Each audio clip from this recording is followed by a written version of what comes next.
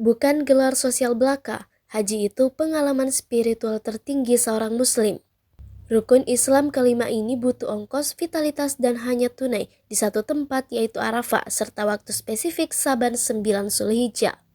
Di Indonesia kini ada sekitar 10 juta umat muslim antri menunggu panggilan Siskohat.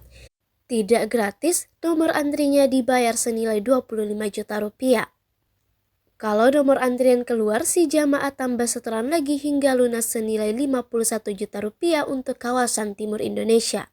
Bukan setahun, 5 tahun antrinya belasan hingga puluhan tahun. Namun, haji punya mukjizat, menunaikannya adalah candu.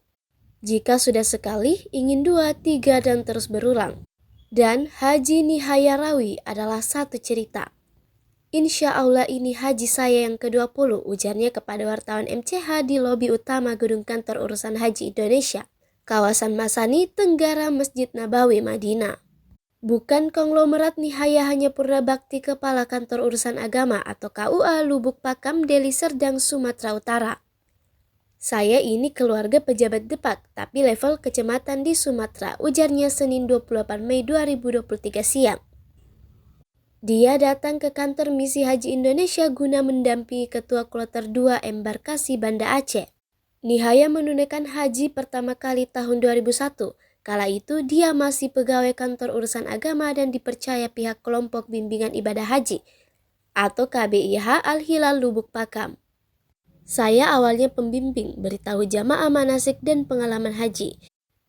Debut haji awal dekade milenium tahun 2000 itu ternyata membawa berkah, jamaah terbantu, pengelola KBIH puas. Sejak itu Nihaya jadi pembimbing langganan hingga saat ini. KBIH Al-Hilal Lubuk Pakam dipimpin oleh Muhajirin, Sekretaris Haji Siti Aminah Nasution, dan Nihaya Rawi sebagai pembimbing. Saya hanya free tak berangkat saat pandemi dan tahun 2022 karena batas usia 65 dilarang masuk haramain. Di musim haji tahun ini Nihaya membimbing 90 jamaah dari Deli Serdang dan Lubuk Pakam. Lantas dari mana Nihaya mengumpulkan ongkos haji?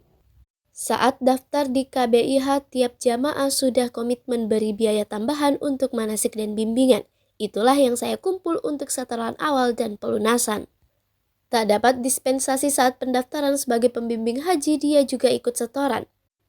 Nihaya meyakini dia naik haji bukan karena uang setoran belaka. Selain niat, doa dia juga punya amalan khas.